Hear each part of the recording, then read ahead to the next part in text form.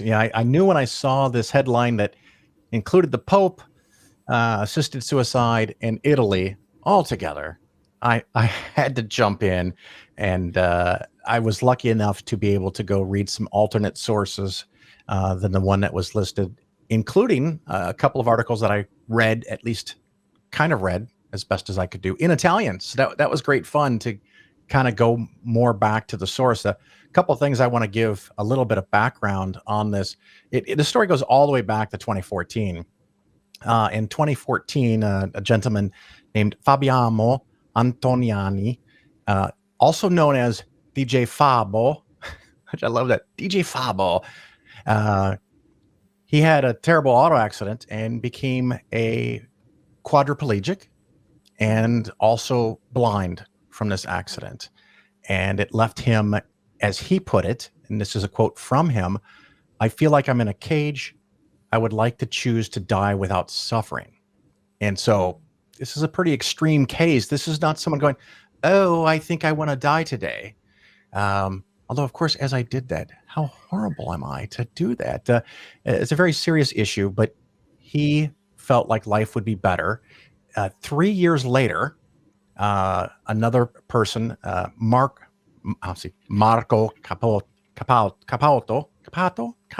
yeah, Marco Capato, took him to Switzerland because it is legal to end your life by choice in Switzerland. And when he returned back to Italy, he turned himself in for what he believed was an intentional violation of an unjust law. And that started a court case, and it went all the way through September of 2019 when the Italian court ruled that what he did was not a crime.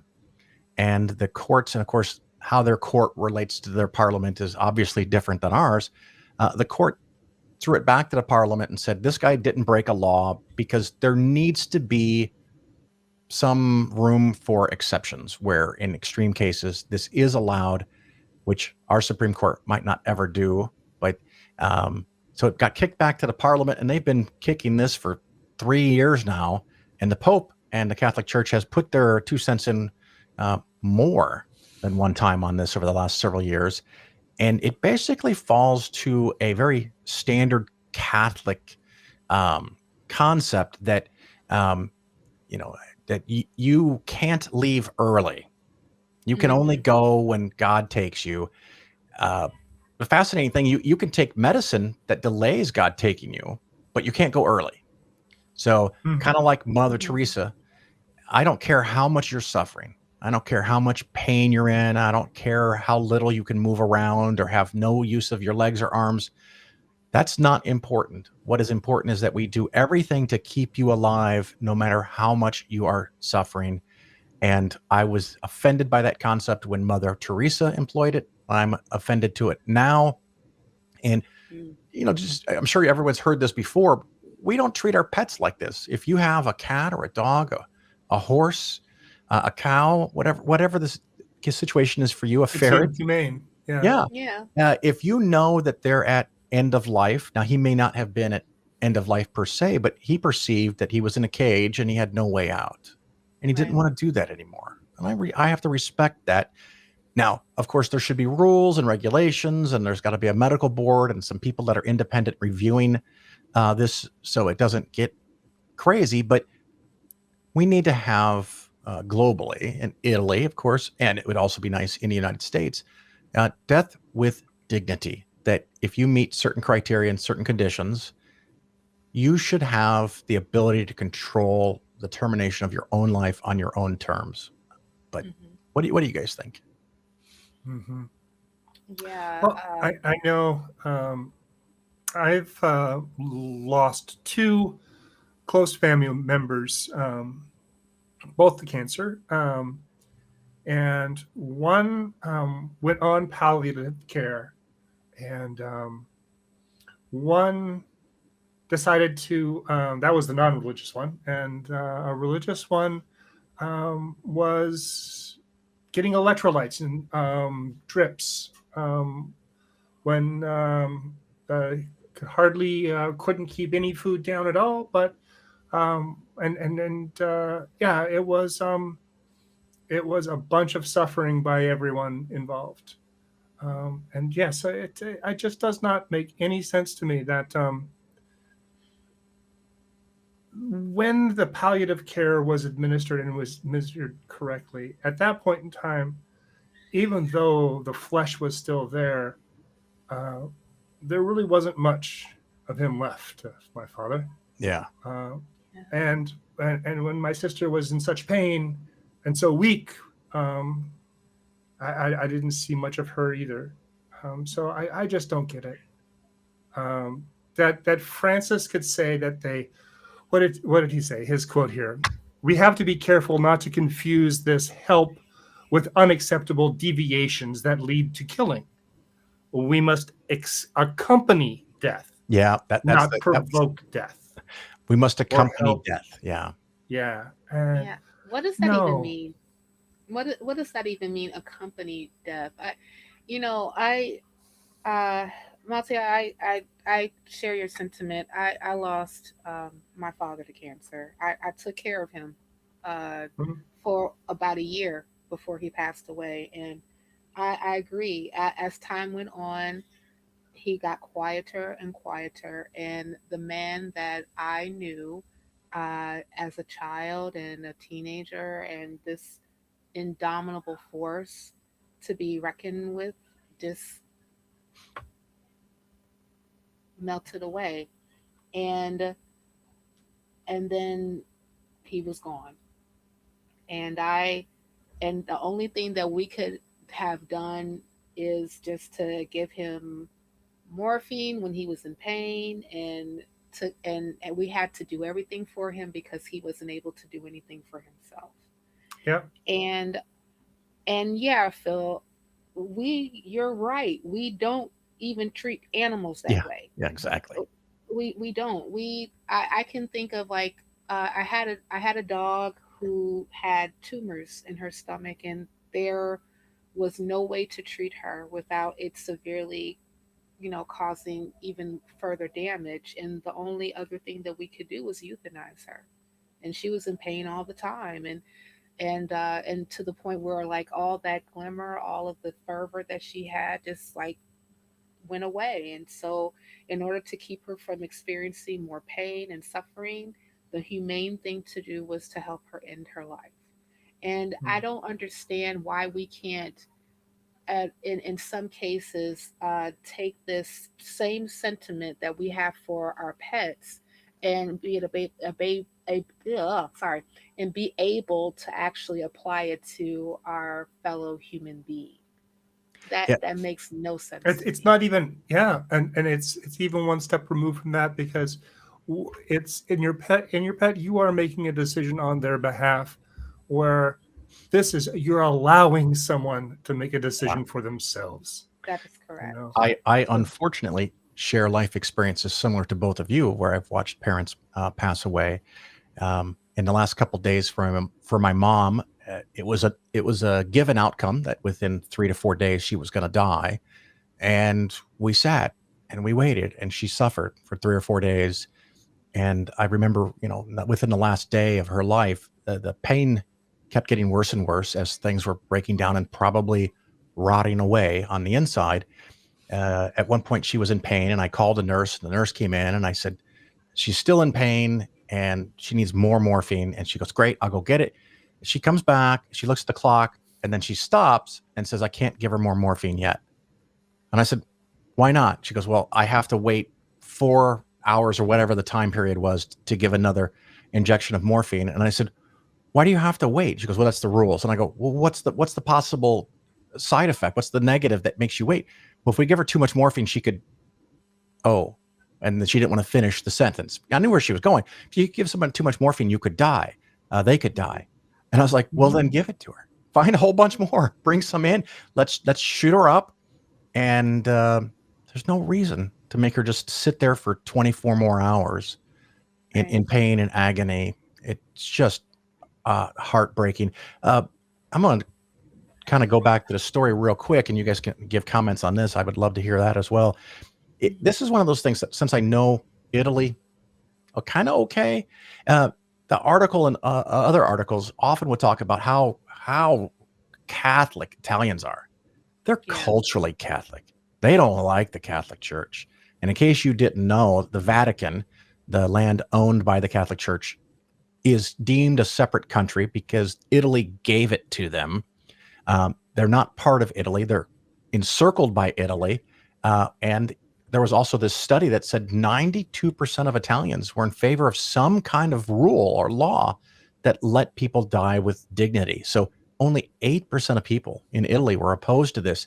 So when they had these stories or verbiage that I think maybe Americans were adding, just assuming, well, Italy's a very Catholic country. Sure they are. Every single person in Italy is probably deemed a member of the Catholic Church, unless they've asked to leave. But there's a reason that their great big churches are great tourist sites, because there's no parishioners.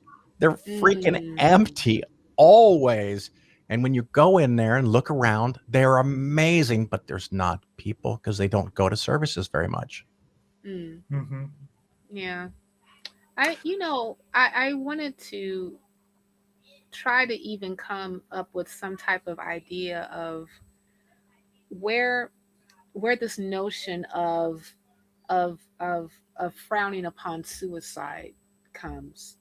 Uh, I can't help but to go back to the Bible. I dived into an article that was posted by Christian Today concerning suicide. And when I was reading the article and just looking at like some of the adjacent Bible verses or biblical verses, uh, again, nothing to state this whole notion that what I was taught when I was in Catholic school, and also when I was just a non-denominational Christian, that if you kill yourself, you're going to hell, because that is a violation of God's commandment to not murder. And I, but at the same time, the thou shalt not murder has a loophole, because as we know that God has commanded the Israelites to go into lands and kill women and men and children, when it Genocide. suited him, right, to commit genocide. Hey, what's up, Canaanites? Oh, there are none. So so I didn't really think that was a really good argument to say that, this is something that's going to happen. I mean, even if we go through the whole notion of hell and when that even became a thing, but one of the things that I said is that if God is an all-loving, knowing, and present God, what is the purpose of prolonging a person's suffering from a terminal illness that causes them grief and pain? Mm-hmm. Even if one grants the possibility of God being Jehovah Rapha, Exodus 15:26, if thou wilt diligently hearken to the voice of the Lord thy God, and wilt do which is right in his sight, he will give ear to his commandments and keep all his statutes. I will put none of these diseases upon thee, which I have brought upon the Egyptians, for I am the God, the Lord that healeth thee. But if we even look empirically at people who are getting sick and people who are not actually recovering from their illnesses, I have not found an influx of Christians or Catholics or the like, or what have you, just being supernaturally healed from terminal illnesses. No. So what? So why even? So I want to say, Pope Francois, why even weigh in on on this? He can't help himself. I guess. But what Well, are you I gonna say, mean, Malty? I find that that the Christianity or and more so Catholicism really has this hard on for noble suffering, Yes. or the idea of noble suffering, and they don't seem to understand the difference between that you can suffer nobly, but just the act of suffering is not noble. Right. But I'm really how they did it. Just that is one thing that a lot of it is just and I hear it in other ways too. Of I suffered, so it's okay for you to suffer. It's just like we and it's just like no, you're just or I suffered more, so your suffering is not as noble. It's not a fucking race. Yeah, it's a contest. It's not a It's contest. not a contest. No, It's it's not a not a contest. contest. But I would like to know where we're at on this legislation. It is currently being educated, or it's currently being talked about, right? Yeah, I The think it's Italian. been proposed in multiple different forms, and it just hasn't achieved a majority or the support, or it gets delayed and tabled. Just kind of like how our government works. That it's bouncing around, and I think Mhm. the politicians are trying to weigh off the pros and cons of offending, a portion of the population that is very Catholic versus doing the right thing, which is Mhm. what we almost always have. Right. So right Yeah. now, they're trying to decriminalize assisted suicide under certain conditions, if I'm Right. got this correct, so that if the local board think that it is ethical to do so, and the courts need to make it's not a court thing; it needs to go to the parliament, and that we need to allow terminally ill patients to seek assisted suicide through the national health system. And that's, I think, another part of it is that they have national health. So What a this novel idea. Mhm. yeah. And of course, we want to protect any doctors that are trying to help these people do things correctly to again decrease their suffering and not inadvertently increase their suffering Right. by a botched job. Well, I wanted to pilfer again from Laura's notes. I thought that one of the things that she said is that she agreed that assisted suicide should be regulated. We should not make it any easier than absolutely necessary to end a human life. But there needs to be room for exception that is designed to be moral and compassionate. What is more moral, forcing someone to continue to live in pain and suffering against their own wishes, or allowing them to decide for themselves when to end the suffering and how? I think that's really well said. Thank you for reading that. And it kind of comes down to a lot of things with religious regulations. If you think that assisted suicide or euthanasia is immoral and you don't want to do it, then don't fucking do it.